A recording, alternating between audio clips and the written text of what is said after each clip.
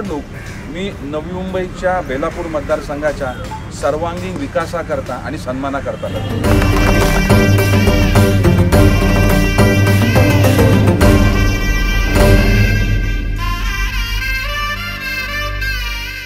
आज सानपाडा येथील संवेदना उद्यान इथं बेलापूर विधानसभा मतदारसंघाचे महाविकास आघाडी राष्ट्रवादी काँग्रेस पार्टी शरद पवार पक्षाचे उमेदवार संदीप गणेश नाईक यांनी मॉर्निंग वॉकच्या माध्यमातून नागरिकांसोबत संवाद साधला।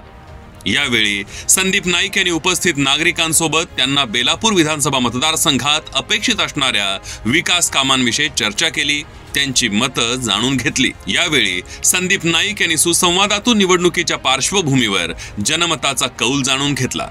यावेळी संदीप नाईक यांनी संवाद साधताना बेलापूर विधानसभा मतदारसंघाच्या विकासाला एका नव्या उंचीवर घेऊन जाऊ असा ठाम विश्वास व्यक्त केला। आपल्या शहराचं पाणी पळवलं जातंय, आपल्या शहरातले पैसे जे टॅक्स रूपाने तुम्ही भरताय त्याचं विश्वस्त हे नगरसेवक करत असतात। आपल्या शहराचे 5000 कोटी रुपये हे 14 गावांकरता वापरण्याचं देखील षडयंत्र केलं आहे। त्यावेळेस म्हणजे जे लोकप्रतिनिधी आहेत त्यांची जबाबदारी आहे आपल्या लोकप्रतिनिधीचं आमदारकी टिकवण्याकरता नाही, परंतु नवी मुंबई शहराचं वैभव टिकवण्याकरता, नवी मुंबईच्या शहराची व्यवस्था टिकवण्याकरता आपण आवाज उचलला पाहिजे, म्हणून लोकांनी तुम्हाला मतदान केलंय। पाण्याचा प्रश्न देखील हा म्हणजे थोडंसं नियोजन करून पाण्याचा प्रश्न हा सॉल्व्ह होण्यासारखा होता, परंतु लोकांचं ऐकलं पाहिजे, नेमकं कुठे पाणी जात आहे किंवा आपलं पाणी कुठे बाहेर घेऊन जात आहे याचा एक सर्वांगीण विचार केला गेला पाहिजे।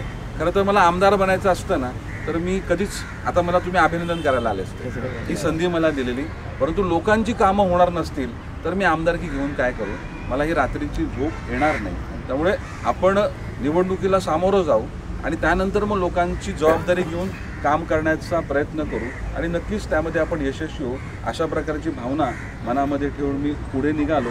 तर आपण देणाऱ्या एका संधीमुळे मला बेलापूर मतदारसंघाला एक उज्ज्वल, सुरक्षित आणि समृद्ध मतदारसंघ बनवण्याची नक्कीच महत्त्वपूर्ण ठरेल असं आवाहन देखील संदीप नाईक यांनी केलं। परंतु ही निवडणूक मी नवी मुंबईच्या बेलापूर मतदारसंघाच्या सर्वांगीण विकासाकरता आणि सन्मानाकरता लढतो आणि ते लढत असताना नक्कीच म्हणजे विद्यार्थ्यांपासून ज्येष्ठ नागरिकांच्या माझ्याप्रती अपेक्षा आहेत। अनेक जे म्हणजे दीर्घ प्रलंबित विषय आहेत, खरं तर 10 वर्षामध्ये सोडवले जायलाची गरज होती, पण ते देखील सोडवले गेले नाहीत। शांतपणे ते विषय सोडवले जाऊ शकतात। तर सर्वांचा एक म्हणजे सर्वांचा आदर करून सगळ्यांना संतुलित करून विषय मार्गी लागतो, परंतु त्याकरता एक प्रामाणिक प्रयत्न करणं गरजेचं असतं आणि मला नक्कीच विश्वास आहे की मी 23 तारखेची वाट बघणार नाही, मी 20 तारखेच्या 6 वाजल्यापासूनच काम करायला सुरुवात करेन। नवी मुंबईच्या विकासाकरता आपण सगळेजण मला सदिच्छा द्याल आणि आशीर्वाद द्याल असा मी विश्वास व्यक्त करतो। धन्यवाद। यावेळी